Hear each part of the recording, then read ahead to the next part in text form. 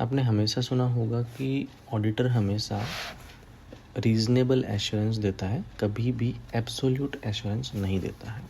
तो आपने कभी सोचा है कि ऐसा क्यों एक ऑडिटर एब्सोल्यूट एश्योरेंस नहीं दे सकता है, सिर्फ और सिर्फ रीज़नेबल एश्योरेंस ही क्यों देता है ऑडिटर?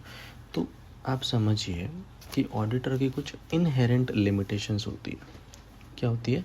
इनहेरेंट लिमिटेशंस, मतलब जिनको चाह कर भी आप अवॉइड नहीं कर सकते हो, आप उनसे डील नहीं कर सकते हो। तो इसकी वजह से क्या होता है कि ऑडिटर कुछ ना कुछ ऐसे मटेरियल मिसस्टेटमेंट्स फाइनेंशियल स्टेटमेंट्स में रह जाते हैं।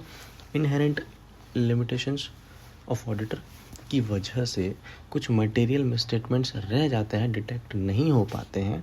चाहे आपने ऑडिट को बहुत अच्छे से परफॉर्म किया है, as per standards on auditing के अकॉर्डिंग किया है प्रॉपरली, बट फिर भी कुछ ऐसी मटेरियल मिसस्टेटमेंट्स हैं जो डिटेक्ट होने से रह जाती है due to inherent limitations of auditor. ठीक है। तो एक तो ये रीज़न हो गया कि जिसकी वजह से हम रीज़नेबल एश्योरेंस देते हैं, एब्सोल्यूट नहीं देते हैं।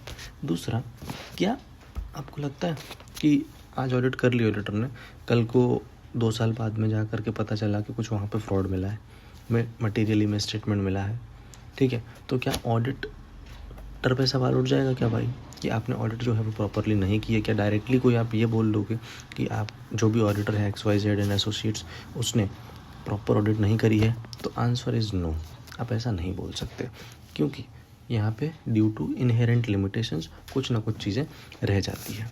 तीसरी चीज़, तो क्या अब देखो ये दोनों पॉइंट्स ऑडिटर को बचा रहे हैं, तो क्या इसका मतलब ऑडिटर बच जाएगा और हर बार ये बोल देगा कि हाँ फ्रॉड निकल गया तो क्या हुआ, मेरी तो कुछ इनहेरेंट लिमिटेशंस है? तो जी नहीं, ऐसा नहीं हो सकता है।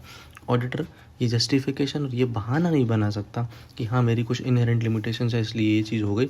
उसको जितनी भी possible sufficient and appropriate audit evidences हैं रिलेटेड टू ऑडिट, वो सब लेने पड़ेंगे। सपोज ऐसी कुछ चीज़ होती है तो उसको अपने वर्किंग पेपर्स दिखाने होंगे, न कि ये बहाना मारना होगा, या न कि ये जस्टिफिकेशन देना होगा कि इनहेरेंट लिमिटेशंस के चलते हुआ है।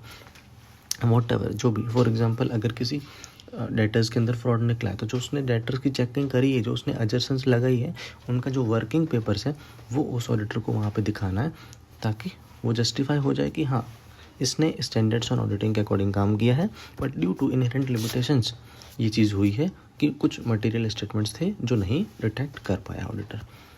तो होप आपको समझ आया होगा।